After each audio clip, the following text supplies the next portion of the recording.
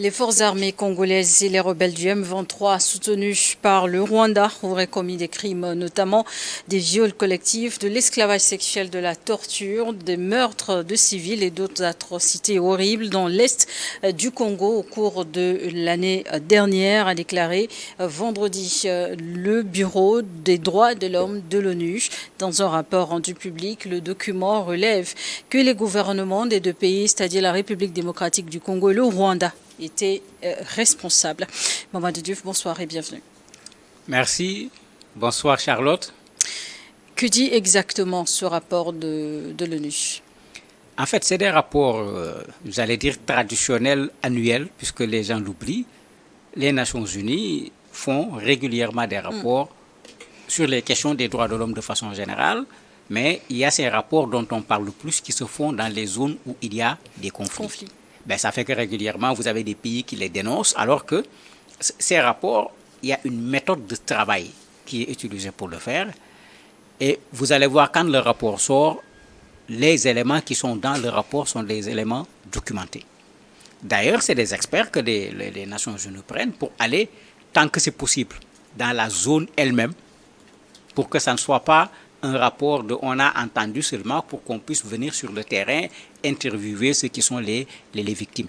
Ça fait que c'est des rapports qui font extrêmement mal à nos États quand ces rapports sont publiés, pour ceux qui connaissent effectivement comment ces rapports-là sont conçus. Généralement, très rapidement, vous allez voir, les États vont démentir en disant qu'on n'a pas respecté je ne sais pas quoi, qu'on laisse les Nations Unies tranquilles.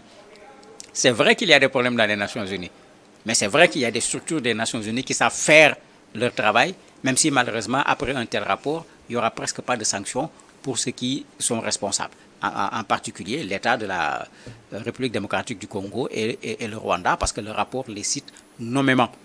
Non pas c'est le chef de l'État qui a à les faire, mais c'est eux qui encadrent ceux qui sont en train de le faire. Et le rapport le dit de façon extrêmement claire. Donc on est dans ce cadre-là. C'est des gens qui ont fait un travail documenté. Parce que et là, ce rapport n'épargne ni le gouvernement congolais, rwandais, ou même le M23. Mais c'est tout à fait normal, parce que ce qui se passe actuellement au niveau de l'Est de la RDC, c'est comme si on est dans un espace de non-droit. C'est ça la vérité. Et malheureusement, quand on accepte ce genre de situation, vous avez des exactions, aussi bien de la part des forces de défense et de sécurité, que de la part des mouvements rebelles, terroristes, etc., qui sont combattus. Souvent, maintenant, les États disent non. Pourquoi on les met sur le même pied d'égalité que les mouvements rebelles ou terroristes quand on fait ce genre de rapport? Mais le rapport porte sur les droits de l'homme.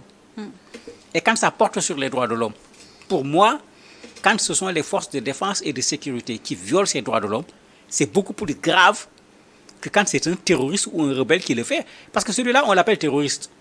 On l'appelle rebelle. Il est déjà dans du négatif. Est-ce que celui-là est dans de la normalité, de la loi, etc. Mais quand c'est celui qui symbolise la loi, qui participe à un viol collectif, puisque c'est de ça que le rapport parle. Et là, ici, ce qui est grave, ce n'est pas un viol collectif qui s'est fait passer dans un endroit où on pourrait dire, bon, c'est accidentel, c'est arrivé à tel endroit. Il y a eu viol collectif dans plusieurs zones géographiques. Ça pose problème. On ne peut pas dire que c'est arrivé une fois. Ce n'est pas une seule fois que c'est arrivé. Les civils qu'on a tués délibérément, il y en a eu plusieurs cas, puisque c'est documenté. Pourquoi on a tué ces populations civiles? Mais ça pose un sérieux problème. Il faut que les forces de défense et de sécurité, surtout, en faisant leur travail, respectent les règles. Ça me rappelle cette affaire qui me tracasse toujours jusqu'à présent avec la Guinée, où lors d'une manifestation dans un stade, les forces de l'ordre viennent. Tout le monde sait comment on arrête une manifestation. Prends une grenade détonante là, tu jettes en haut pour que ça ne touche personne. Quand c'est les grenades assourdissantes là, quand ça va résonner là, beaucoup de gens vont rentrer chez eux sans qu'on le leur demande. Et ils connaissent les méthodes. Mais dites-moi, quelle est la relation entre un maintien de l'ordre et le viol, et surtout le viol d'une centaine de femmes? Ici, on n'était pas en guerre. Mais la guerre n'est également pas une excuse pour des forces de défense et de sécurité pour pouvoir le faire. Souvent dans les rapports, on va jusque dans certaines zones pour dire que le viol est même utilisé comme arme de guerre. Mais dans quelle académie militaire on enseigne aux militaires que le viol est une arme pour la guerre? Ça ne fait pas partie de la guerre. Si les militaires ont un travail à faire, c'est de combattre les rebelles, c'est de combattre les terroristes, mais pas de s'en prendre aux populations civiles. Même chose, bien sûr, pour les terroristes ou les groupes rebelles. Je ne les excuse pas, mais je dis qu'on ne peut pas les mettre au même niveau que des gens qui ont été formés également aux droits de l'homme, parce que quand on forme les forces de l'ordre et de sécurité, il y a cette formation dans leur préparation. Dans le cas de ce rapport des crimes, alors, la responsabilité des gouvernements congolais et rwandais est évoquée. S'agit-il là d'une défaillance de contrôle? Mais est-ce que c'est une défaillance de contrôle? Parce que ce n'est pas le premier rapport, ce n'est pas la première fois. Et souvent, même avant les rapports des Nations Unies avec les experts qui viennent confirmer, vous avez les journalistes qui font leur travail. Combien de fois on nous a montré des femmes qui cachent souvent leur visage ou qui parlent en montrant le dos, qui disent « j'ai été violée » et pas « j'ai été violée » mais par 10, par 5 personnes. Donc, ce que les Nations Unies ramènent dans le rapport, quand vous allez fouiller dans les médias, vous allez trouver déjà des traces de ce qu'il y a dans le rapport, bien que ceux qui sont considérés comme les responsables vont avoir tendance à vouloir démentir. Alors que quand les Nations Unies publient le rapport, ils ne mettent pas les noms. Mais il y a un autre aspect du rapport qu'ils gardent, où on te dira il y a 15 viols, vous avez le nom des personnes, vous avez le lieu où le viol a eu lieu. Si même la personne violée est capable de dire le nom du violeur est quelque part dans la documentation. Pour que, s'il y a poursuite, ils sont prêts à mettre ça à la disposition. C'est pourquoi, après chaque rapport, ils demandent à ce qu'on mette en place une commission d'enquête. Si vous mettez en place une commission d'enquête, ils sont prêts à mettre à disposition les documents qu'ils ont pour permettre à l'enquête d'aboutir à l'identification des coupables. Dans ce cas précis, quelles ont été les réactions officielles des gouvernements congolais ou rwandais? Mais comme d'habitude, il y a eu déjà des rapports, il y a eu déjà des réactions. C'est le rejet total. C'est le rejet total à chaque fois, plus le fait de vouloir que ça soit plutôt l'autre que moi. Alors que le rapport est extrêmement clair. Le M23 est concerné. Les FARDC sont concernés. Le Rwanda est concerné. Même les questions militaires dont on parlait, le Rwanda qui dit qu'ils ne sont pas là-bas, le rapport dit clairement que la responsabilité du Rwanda est engagée. Et c'est d'autres aspects au niveau du rapport où on dit que le Rwanda a appuyé le M23 avec des drones. Ils ont appuyé le M23 avec de la couverture aérienne. Ils ont appuyé le M23 avec des soldats sur le sol. Tout ça, il n'y a rien de nouveau sur ce plan-là, c'est déjà connu.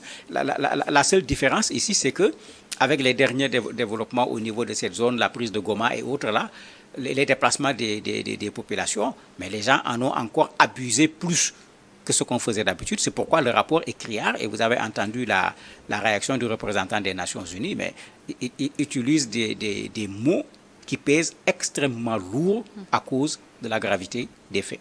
Et comment la communauté internationale a réagi face à cette publication de rapport, mais aussi l'Union africaine qui est également impliquée dans la médiation? Il y aura juste de la condamnation. Et c'est ça qui est dommage. Parce qu'en fait, ces choses qui se répètent, c'est dû à l'impunité. Ce que j'appelle l'impunité, on va dire, bon, puisqu'il faut réconcilier les citoyens de la RDC, on va faire une loi d'amnistie. C'est une des formes. Ou bien, bon, au lieu de faire vraiment la justice, on va utiliser la justice transitionnelle. On va dire à la personne de reconnaître qu'elle a tort, on va lui demander de dire pardon, on va demander à celui à qui on a fait du tort d'accepter de pardonner. Combien de fois on l'a fait? Et regardez, dans les pays où on l'a fait, on se retrouve encore avec les mêmes faits. Mais ça veut dire qu'il y a problème. Et c'est là où il faut certainement soutenir les organisations des droits de l'homme qui refusent qu'on fasse par ce genre de procédé et qui disent que quand il y a amnistie, certains crimes ne peuvent pas être pris en compte par l'amnistie. Et ça, il faut que les gens se le rappellent. Quand tu fais certains crimes sur la base de manifestations, sur la base de situations de guerre, même si dans ton pays, on vote une loi d'amnistie, si tu quittes ton pays, on peut t'attraper. Et avec la compétence universelle, on va te juger sans tenir compte de l'amnistie. Et ça, c'est connu. Mais malheureusement, le plus souvent, vous allez voir, si on trouve une solution, on va dire qu'il faut intégrer des gens du M23 dans l'armée. Mais vous intégrez des violeurs dans l'armée, Mais quand il y aura une guerre, ne soyez pas surpris que cette fois-ci, ces violeurs qui portent maintenant des tenues continuent à violer des populations. Et ça, les populations de cette zone l'avaient connu. Rappelez-vous, quand ils ont voulu faire l'état d'urgence au niveau de la zone, quand ils ont décidé d'amener le gouverneur militaire et autres là, les populations avaient refusé parce que ce genre de situation s'était déjà passé là-bas lors d'une guerre précédente. Donc les populations connaissaient déjà les conséquences d'une telle chose et ils avaient eu tendance à refuser la présence de ces militaires. C'est-à-dire qu'elles ne se sentaient pas en sécurité, même avec les militaires qui sont censés garantir leur sécurité. Mais cela pose un sérieux problème. Alors, vous avez parlé déjà des rapports, c'est pas le premier, il y a eu plusieurs autres rapports, mais après, la suite donne quoi? Est-ce qu'il y a des poursuites? Mais c'est tout le problème, parce que le rôle des Nations Unies, particulièrement de ces experts, c'est de mettre en évidence des exactions et d'amener les pays eux-mêmes à s'occuper de ces questions.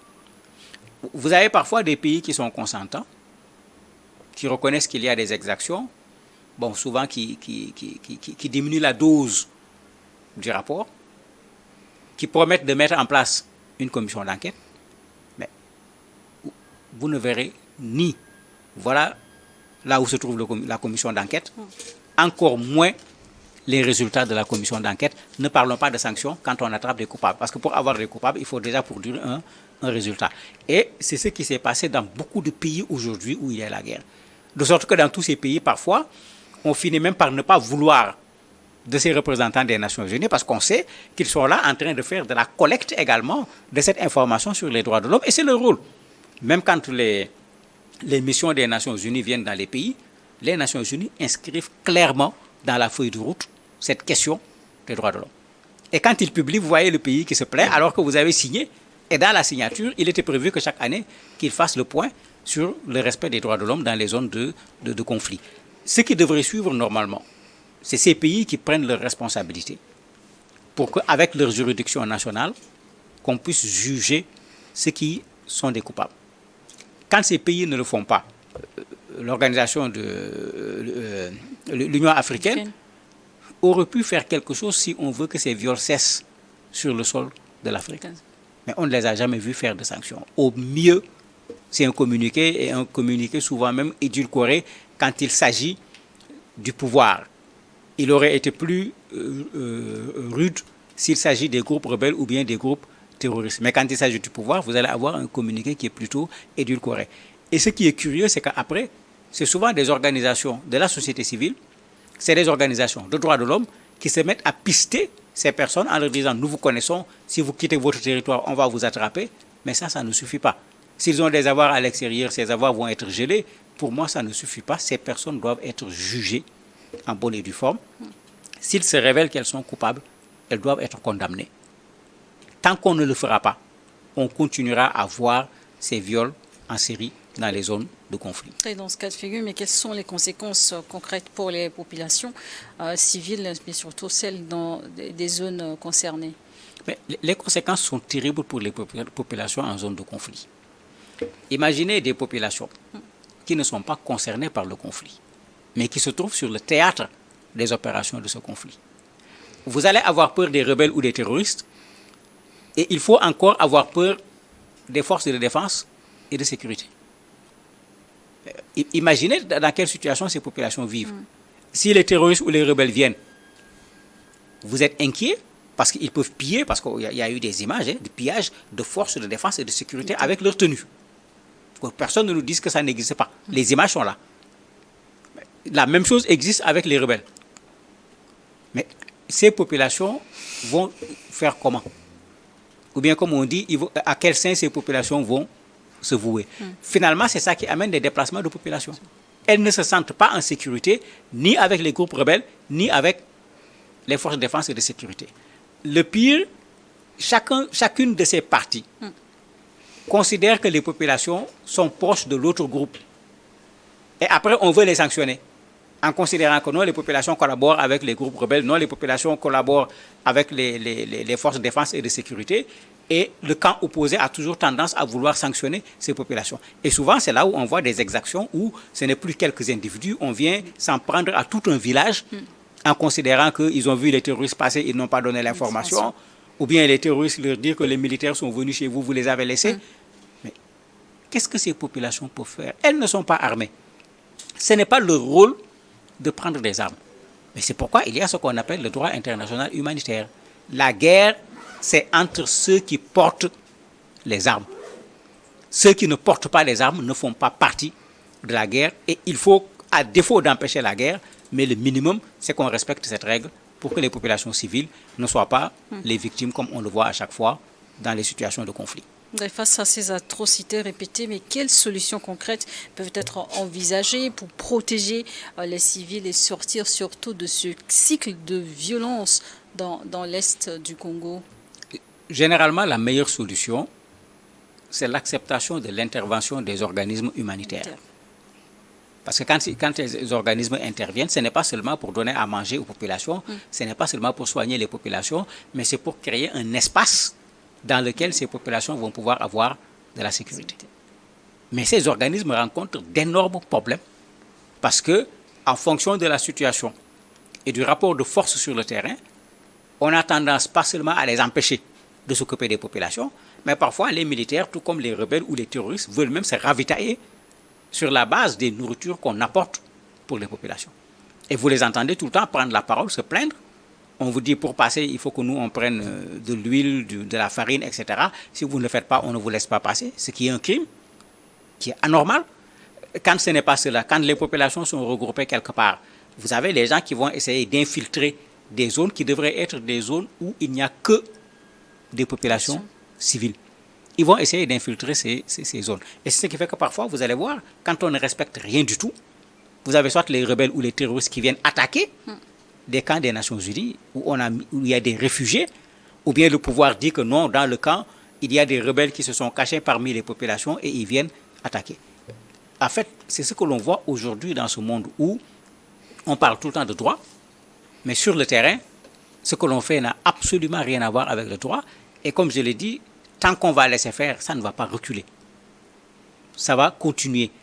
Mais quand on va commencer à véritablement sanctionner, les gens vont savoir que ça, on ne peut pas le faire. Et on est malheureusement très loin de ces sanctions pour le moment. Merci, Mamadou Diouf, d'avoir accepté de répondre à nos questions.